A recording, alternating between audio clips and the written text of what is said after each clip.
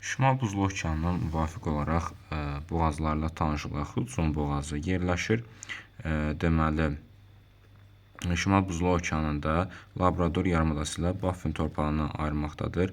Hudson körfəzi ilə deməli, müvafiq olaraq Atlantik okeanını birləşdirməkdədir.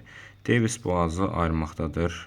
Baffin torpağı ilə Qrenlandiya adasını birləşdirir. Baffin dənizi ilə Atlantik okeanı.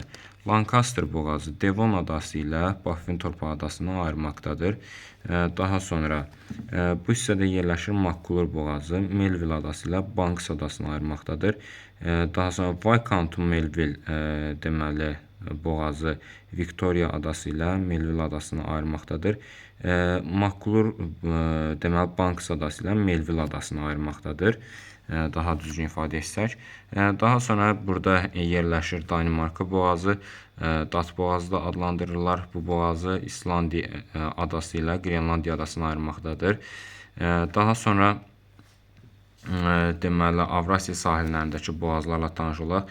Kara darvazası boğazı ayırmaqdadır Novaya Zemlya torpağı adası ilə deməli Vaykaç adasını.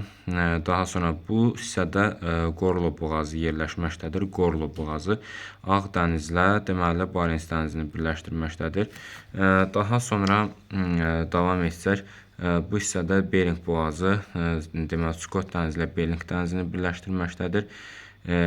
Deməli və ümumilikdə Şimal Buzlu Okeanının boğazlarını təşkil etməkdədir və bu hissədə Vrangel adası ilə materik arasında yerləşən Long boğazının adını da qeyd etmək olar.